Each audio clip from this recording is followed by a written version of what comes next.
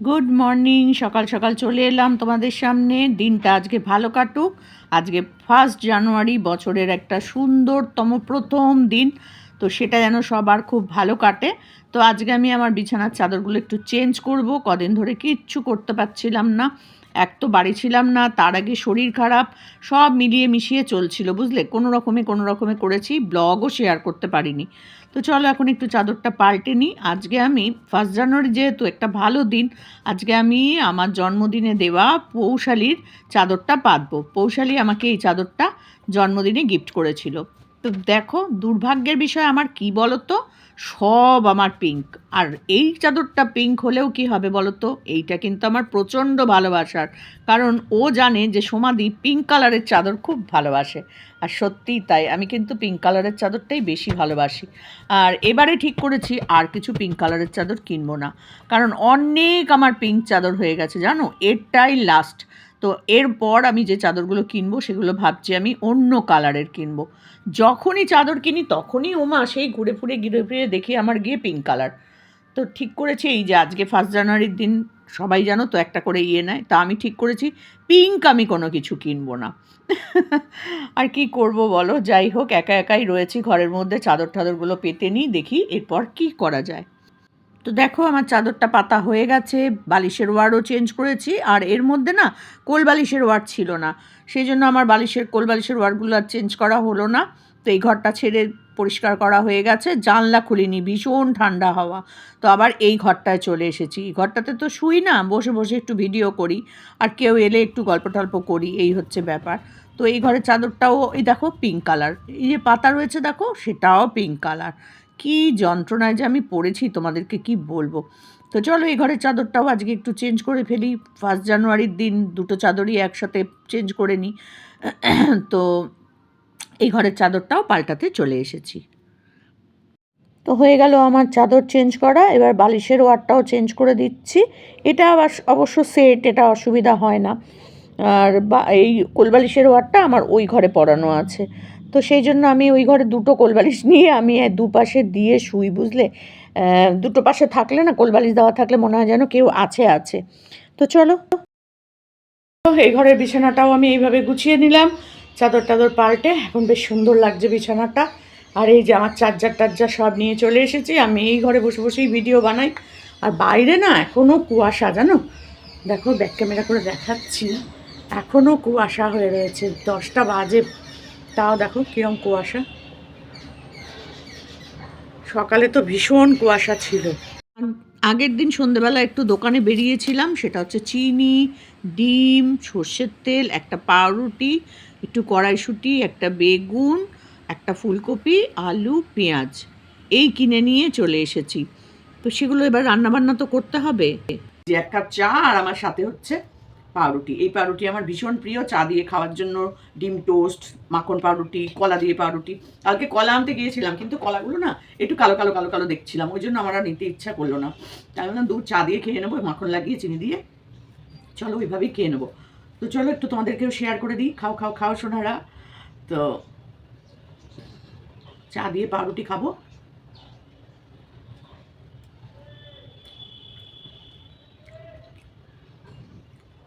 এই পাউরুটিগুলোর টেস্টই আলাদা। তো একটা বছর দেখতে দেখতে চলে গেল, কত কিছু পেলাম, কত কিছু হারালাম। তো সকালে তো প্রচণ্ড কুয়াশা ছিল। আর এই যে দেখো, ঠোঁটে কালকে লিপস্টিক লাগিয়েছিলাম, এই লিপস্টিক এখনও ওঠেইনি। মুখ ধুলাম, এ করলাম, সব করলাম। এই জন্যই অ্যাভনের লিপস্টিক না সবাই এত ভালোবাসে, জানো। অ্যাভনের লিপস্টিক তুমি লাগালেও, মুখ ধো যাই করো না কেন, তোমার মুখে একটা সুন্দর করে থাকবে। আমি লাগিয়েছি কালকে সেই সন্ধেবেলা না, ওই বেশ রাত্রিরেই লাগিয়েছিলাম। ঘরে বসে বসে নতুন লিপস্টিকটা দেখি একটু কেমন বলে একটু লাগিয়েছি, দেখো সেইভাবে আছে। খেয়েছি, মুখ ধুয়েছি, রাত্রিবেলা মুখ টুক ধুয়ে ক্রিম ফ্রিম লাগিয়ে শুয়েছি, সকালে উঠে মুখ ধুয়েছি, দেখো তাও সেই একই আছে। তো চলো এবার অন্য কাজগুলো করি, একটু রান্না করি। চলো আজকে একটু রান্না করে নিই। তো একটু পেঁয়াজ পোস্ত করব বলে বসে পড়লাম। আর 4খানা পেঁয়াজ নিয়ে বসেছি, এবার আমি পেঁয়াজগুলো একটু কেটে নেবো। আর পেঁয়াজ পোস্ত আমার দারুণ লাগে, আর চট জলদি ব্যাপার, বুঝলে তো, খুব একটা ঝামেলার কাজ না। তো আমার ছুরিটা হচ্ছে একদম কি বলবো। আর এমন গান চলছে, আমি মুখে করেছিলাম, কিন্তু তারপরে এডিট করার সময় দেখছি গানটা চলে এসেছে। ওই জন্য গানটাকে বাদ দেওয়ার জন্য আবার আমাকে ভয়েস ওভার দিতে হচ্ছে। কি করব বলো? তো এই যে পেঁয়াজগুলো কেটে নিচ্ছি। তো পেঁয়াজটা কাটতে কাটতে তোমাদের সাথে একটা কথা বলছিলাম, কিন্তু সে আর তোমরা শুনতে পেলে না। কী আর করব। তো চলো পেঁয়াজগুলো কেটে নিয়ে তারপরে আবার তোমাদের কাছে ফিরে আসছি। তো পেঁয়াজ টেয়াজ কেটে নিয়ে আমি চলে এসেছি এখন একটু রান্নাঘরে। তো এখন তেলটা বসিয়ে গরম করে দিয়ে পেঁয়াজগুলো দিয়ে দিলাম। পেঁয়াজগুলো এখন আমি লাল লাল করে ভেজে নেব। আর বেশি পেঁয়াজ, 4টে পেঁয়াজ নিয়েছিলাম কিন্তু কেটেছি আমি 3খানা, কারণ বেশি এক গাদা করে কোনো লাভ নেই জানো তো। পেঁয়াজের মানে জিনিসটা হয়ে যায়, মানে ছোটো অল্প হয়ে যায় কিন্তু অনেকটাই হয় পরিমাণে, কারণ ওটা তো অল্প অল্প মাখলেই না বেশ অনেকটা ভাত মাখা যায়, কারণ তেলটা একটু বেশি দিই তো বেশ ভালোই লাগে খেতে। আর আমার তো খুব প্রিয় খাবার পেঁয়াজ পোস্ত, পেঁয়াজ বাটা, এই পেঁয়াজ পোস্ত আর পোস্ত বাটা, এ হলে আমার আর কিচ্ছু লাগে না। তো চলো পেঁয়াজটা একটু ভেজে নিই, তারপর আবার ফিরে আসছি তোমাদের কাছে। দেখো আমি পোস্তটা বেটে রেখেছিলাম, লঙ্কা, কাঁচা লঙ্কা দিয়ে 4খানা কাঁচা লঙ্কা বড় বড় দিয়ে বেটে রেখেছিলাম। এবার পেঁয়াজটা মোটামুটি একটু লাল লাল ভাজা হলে আর দেব। আর ওইদিকে বাটির মধ্যে আমি একটু লঙ্কার গুঁড়ো আর হলুদের গুঁড়ো এই দুটো একটু মিশিয়ে নিচ্ছি। ওই দেখো আমি মেশাচ্ছি। তো ওই সাইডে রেখে তার মধ্যে মেশাচ্ছি। আর ওই দিকে কিন্তু আমি ভাতটা মানে চালটাকে ধুয়ে রেখে দিয়েছি। পেঁয়াজটা একটু যেই হয়ে যাবে সঙ্গে সঙ্গে ভাতটাও একবারে বসিয়ে দেবো, কারণ দুটোই একসাথে হয়ে যাবে। আর তারপরেই চান করে এসে ঠাকুরকে জল টল দিয়ে এসে খেয়ে নেবো। এখনও কিন্তু ঘর মোছা বাকি, সেটা এখনও আমার হয়নি। তো বুঝতেই পারছো আমার পরিস্থিতিটা। তো চলো করে নিই আগে। তো এরপরে আমি দেখো লাল লাল করে ভাজা হয়ে গেছে, আর একটু চিনি দিয়ে দিলাম। চিনিটা দিলে না একটু টেস্টটা ভালো হয়, আর এই লাল লালটাও একটু বেশ ভালো লাগে। আমার রান্না তো, আমার রেসিপি দেখে তোমরা আবার কেউ খুব একটা করতে টরতে যেও না কিন্তু, তাহলে যে কী হবে কে জানে। আমি আমার মতন করে যা মনে হয় তাই করে নিই। তো পেঁয়াজটা এখন বেশ একটু লাল লাল হয়ে গেছে, আর একটু নাড়াচাড়া করে এবার আমি মশলাটা দিয়ে দেবো। আর মশলাটাতে আমি হলুদ লঙ্কার গুঁড়ো দিয়েই দিয়েছিলাম। তো একটু ভালো করে এটাকে কষিয়ে নিয়ে তারপরে একটু সামান্য জল দেব। তো জল দিতে গিয়ে কী কেলেঙ্কারি হয়েছে জানো, একটু বেশিই জলটা পড়ে গেছে। তার ফলে কি হয়েছে বলো তো, একটু কাদা কাদা হয়ে গেছে বেশি। একটুখানি ঝুড়ো ঝুড়ো হতো, ঝুড়ো তো হয় না, পেঁয়াজ তো একটু মাখা মাখাই হয়ে যায়, কিন্তু একটু জলটা কম দিলে মনে হয় ভালো হতো। তবে টেস্ট কিন্তু মারাত্মক হয়, এটা আমি কিন্তু বলতে পারি। তো আর একটু নুন দিয়ে দিলাম, পেঁয়াজটা ভাজার সময় একটু নুন দিয়েছিলাম, তারপরেও আর একটুখানি নুন দিয়ে দিলাম। আর এই দেখো একটুখানি জল দিতে দিতে আমি না ভাবলাম কি, আর দেবো না দেবো না, আর দেবো না দেবো না, এইটুকু রাখলেই কিন্তু ঠিক হতো। কিন্তু আমি ভাবলাম কি এইটুকুতে কি হবে, তাহলে আরেকটু দিয়ে দিই বলে আমি আবার দেখো আরেকটু জল দিয়ে দিচ্ছি। মানে আমার না ঠিক পরিমাণটা মানে হওয়ার মতন নেই। কি করব বলো, কোনো রকমে একটুখানি করে নিই আর কি, যা হোক করে। তো যাই হোক এবার আমি একটুখানি কষে টষে নিয়ে তারপর নামাবো। তো দেখো এটা আমার হয়েই এসছে, এই যে হয়ে গেছে। আর দেখছো একটু কাদা কাদা মতন হয়েছে। খেতে কি হবে সেটা তোমরা যেদিনকে খাবে সেটা তখন বুঝতে পারবে। আর এই দিকে দেখো ভাতটাও আমার ফুটে উঠেছে, কমিয়ে দিলাম একটু ভাতটা, হতে থাক আস্তে আস্তে। আর এদিকেও পেঁয়াজটাও আমার হয়ে গেছে। এখানে আমার ভাত বসে গেছে, আর এই হচ্ছে আমার পেঁয়াজ পোস্তর কালার। দেখো কেমন হয়েছে, একটুখানি জলটা বেশি পড়ে গেছে, কিন্তু দেখতে তো দারুণ হয়েছে বাবা।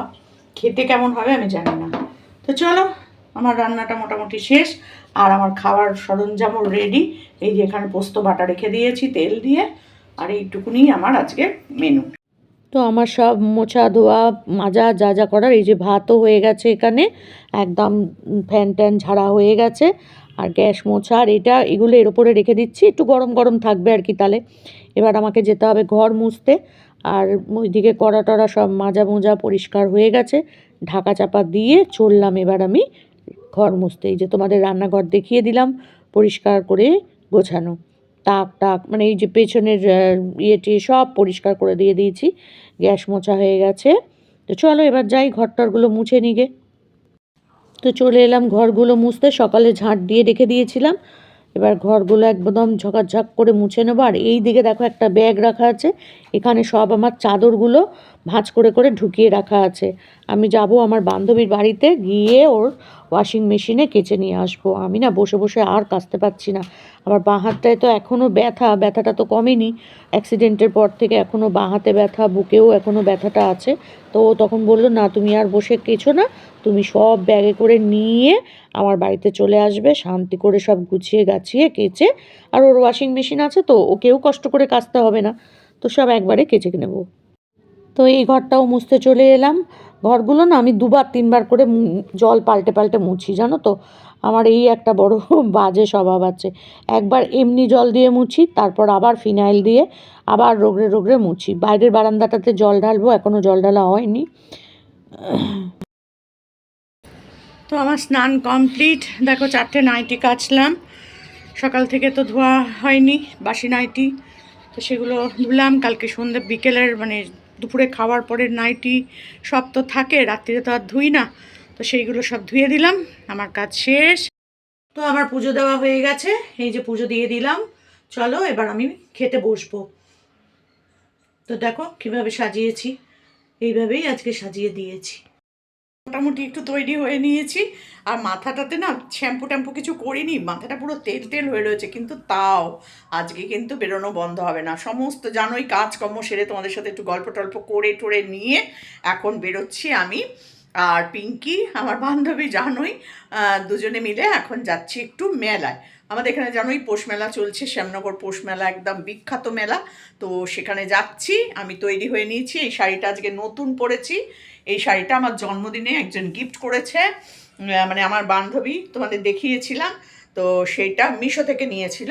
তো এই দেখো আজকে আমি পরেছি, সেটা পরে টোরে এখন দুজনে মিলে বেরোবো। তো ও দাঁড়িয়ে থাকবে রাস্তায়, আর আমি সব কাজ সেরে সন্ধে টন্ধে দিয়ে তৈরি হয়ে এই এখন বেরোচ্ছি। তো চলো আজকের মতো ব্লগটা এখানেই শেষ করলাম। আর মেলার ব্লগ অবশ্যই আসবে, কখনো চিন্তা করবে না। আমি যখন আছি তখন নিশ্চয়ই একটু একটু করে হলেও তোমাদের দেখাবো। তো চলো টাটা। যদি ভালো লাগে আজকের ব্লগটা অবশ্যই কিন্তু একটু লাইক কমেন্ট একটুখানি সাবস্ক্রাইব চাই। তো চলো টাটা।